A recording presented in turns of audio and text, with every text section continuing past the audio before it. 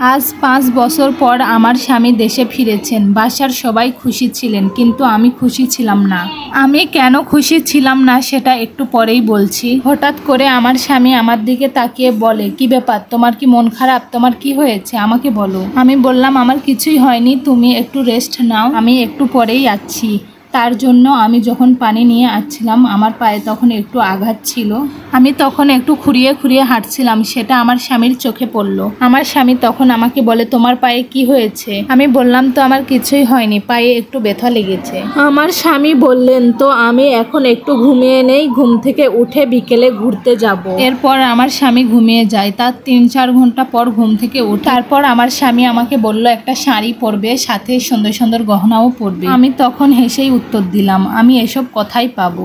আমার তো হাতে গোনা 2-3টা শাড়ি আর 2-3টা জামাই আছে। জামাগুলো আমি সবসময় বাসায় পরি। আমার স্বামী তখন চেঁচিয়ে আমাকে বলল, তুমি মজা করো না আমার সাথে, আমি যেটা বলেছি ওটাই করো। আমিও তখন জবাব দিলাম, আমি কেন মজা করতে যাব তোমার সাথে, যা সত্যি তাই বলেছি, আমার এর থেকে বেশি আর কিছুই নেই। তখন আমার স্বামী আমাকে বলে ওঠে, তোমার শাড়ি কেনার জন্য আমি 5-6 মাস পর পর টাকা পাঠাতাম, প্রতি মাসে তোমাকে এক্সট্রা 2000 টাকা করে দেই। এই তো 2 মাস আগে আমি তোমার জন্য 1 লক্ষ টাকা পাঠিয়েছিলাম তোমার স্বর্ণের গয়না বানানোর জন্য। এসব কথাই গেল। আমি একটু বিরক্ত হয়েই বললাম, আমার এসব কিছুই নেই, আমি এখন যেতে পারবো। মোবাইলে ফোন দিলে তো ঠিকই বলতা, তোমার সবই আছে, এসব এখন কথাই গেল। আমার স্বামীর সাথে আমি একটু গরম গলায় কথা বললেও শেষমেশ কান্নাটা ধরে রাখতে পারলাম না। তখন আমি আমার স্বামীকে বললাম, তোমার মা এসব আমাকে কিছুই দেয়নি। আমি বললাম, পাশের রুমে তোমার মা আছে, তুমি চাইলে সামনে নিয়ে এসে তোমার মাকে জিজ্ঞাসা করতে পারো। এই কথাটা শোনার পর আমার স্বামী তার মাকে একটা ডাক দিল।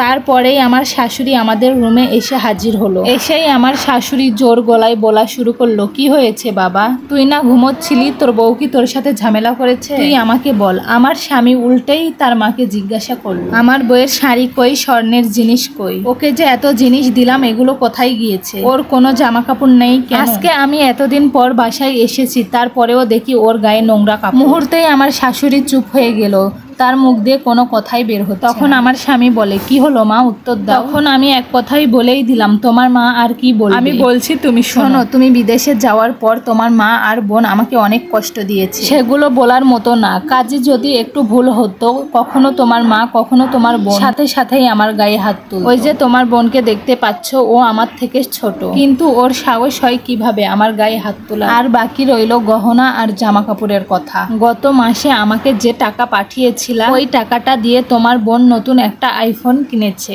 পারলে জিজ্ঞাসা করে দেখো, ও তো সামনেই আছে। আর এই যে প্রতিটা ঈদ আসতো, বাসা বাড়িতে যেসব মহিলারা কাপড় নিয়ে আসতো 200-400 টাকা করে দাম, ওইখান থেকেই আমাকে কিনে দিত। এত টাকা নিয়ে তারা বলতো, ইস আমার ভাই এত কষ্ট করে, ইস আমার ছেলে এত কষ্ট ইনকাম করে, তোকে ঘরে বসে বসে খাওয়াবো, তোকে এত কিছু দিব। পারলে তারা দুজন এখন সামনেই আছে, তাদের কাছ থেকে শুনে নাও। আর তুমি জানতে চেয়েছিলে না আমার পায়ে কি হয়েছে, আমি পা খুঁড়িয়ে খুঁড়িয়ে হাঁটছি কেন? তাহলে শোনো, গত পরশুদিন রান্না করার সময় রান্নায় একটু ভুল হয়েছিল, খেতে খারাপ লাগছিল, তাই তোমার মা কড়াইটা ধরে আমার পায়ে ফেলে দেয়। আর তুমি জানতে চেয়েছিলে না তোমার সাথে কেন আমি কথা বলি না? এসব কথা শোনার পর আমার স্বামী তার মাকে বলে, মা এসব আমার বউ যা বলছে সবই কি সত্য? এসব কথা শোনার পর তার মা কোনো উত্তরই দিতে পারে না, তার কাছে কোনো উত্তরই ছিল না। তখন আমার স্বামী বলে, আমি দেশে না থাকায় তোমরা আমার বউয়ের সাথে অনেক খারাপ আচরণ করেছো, তাকে কাজের মেয়ের মতো করে রেখেছো।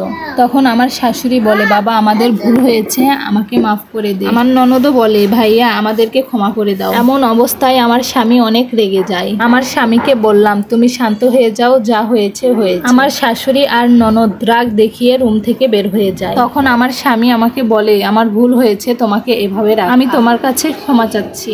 আমি তখন আমার স্বামীকে বললাম, তোমার তো কোনো দোষ নাই, তুমি কেন ক্ষমা চাচ্ছ? আমি স্ত্রী হিসেবে তোমার কাছে একটা জিনিসই চাইবো, কি সেটা দিবা? আমি বললাম, তুমি আর বিদেশে কখনোই যাবা না, এখন থেকে তুমি দেশেই থাকবা। আমার স্বামী বলল, আমি কথা দিচ্ছি আমি আর কখনোই বিদেশে যাব না। আমার স্বামী আমাকে বলল, অনেক হয়েছে, এখন আমরা মার্কেটে যাব, তোমার কি কি নাই আমাকে বলো, তোমাকে সব কিনে দিব, আজকে অনেক ঘোরাফেরা করব আমরা দুজন।